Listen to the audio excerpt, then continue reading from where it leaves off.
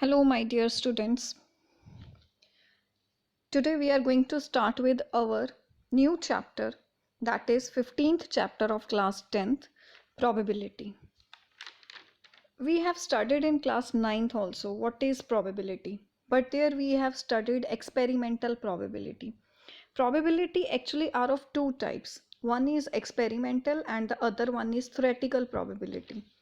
In 10th class, we are going to start with the theoretical probability, which I will be explaining you later. What do you mean by experimental probability and theoretical probability? Before that, let us see what do you mean by probability and why we use probability in our day-to-day life. This is information. Probability provides information about the likelihood that something will happen.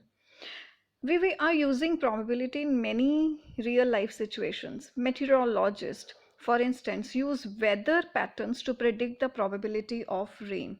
This is how meteorologists use it. It means they are using the concept of probability, right? Epidemiology, probability theory, is used to understand the relation between exposures and the real risk of health effects. So we knew that probability is a wide concept and probability is used in so many places, right? And now, why is it important to study probability? Probability is an essential tool in applied mathematics and mathematical modeling. It is vital to have an understanding of the nature of chance and variation in life in order to be a well-informed citizen. One area in which this is extremely important is understanding the risk and relative risk. What do you mean by this? We know that what the probability actually is the chance, if is it possible or it is not possible, or how much percentage it can be.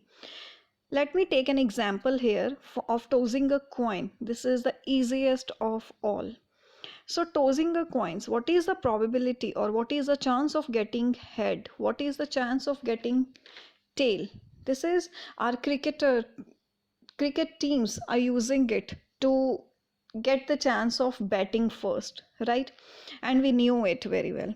As we all know, whatever we do, whatever it strikes in our mind, that what will be happening, in what will be the outcome of this, isn't it? Whenever we are going to start with something new, some things are there which strikes in our mind, whether I will be successful or not. I knew this is a wrong concept, but we have this type of thinking in our mind whether I will be successful or not, right? So problem is the probability is the chance of occurrence. So I hope you are cleared with what is actually probability. Probability is the chance of occurrence, right? So in next page, we have so many examples. Before that, let us take why do you think is the study of probability important in making decisions in real life? As I gave you example now only, that every time something comes in our mind when we are going to start with the new thing, let us take an example. When we have to study and we leave some topics, skip some topics, so there are chance that topics may come in the exam. So will I be able to attempt that question or will I not be able to attempt that question? This is all chance, right? So uncertainty and randomness occur in just about every field of application and in daily life. So it is extremely useful and interesting to understand probability. Probability helps you to make decisions in situations which they are observable patterns but a degree of certainty, right? Sometimes a teacher says you this topic is important, there are 90% chance of coming this question, right? So when the teacher says you this, then you have something in your mind, yes, this is important and I have to do it because there is a chance of coming this type of question, right? So I have to win, this is a chance of winning, right? So what is this chance of winning? This is again a probability, right? So probability is a very important concept in decision making also. So I hope with these things it is cleared what is a probability. Now before starting with probability, as you know very well that you have to draw a mind map in your copy on the very first page of starting of chapter. So here's the mind map of probability. On the right side you can see what we are going to start with. First part is theoretical probability. Theoretical probability which we expect to happen in the experiment. It has not happened earlier, but we are expecting it to happen. Like, let us take an example here. What is the probability that it will rain today? It has not happened, but we are expecting to happen. So either it can be it will not rain or it will rain depending upon the weather conditions, right? So this is theoretical probability. Now second is experimental probability. Experiment probability is what actually has happened in an experiment, right? What actually has happened in an experiment. Let me again take an example of 9th class where we have done this experimental or empirical probability.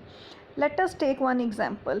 A survey was conducted where it was told that out of 2400 families, how many are boys and how many are girls child, right?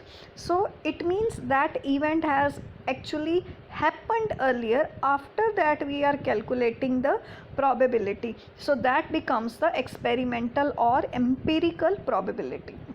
I hope now it is cleared what is the difference between theoretical and empirical probability. After that we are going to do the values, how to calculate the probability, what is the sum of probability of all elementary events.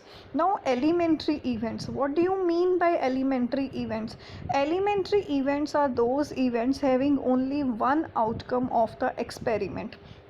So this is what we are going to do. What do you mean by having only one outcome?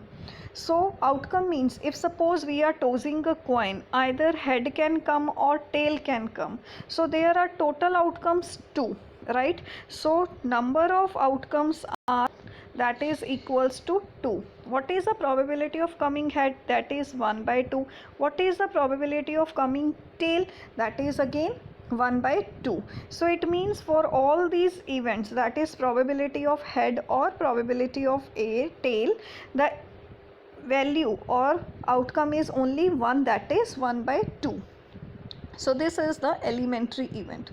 Then we will do complementary events, which I will be explaining you. Then sure or certain events. What is sure event? Then next we will be taking some very important examples according to the board point of view.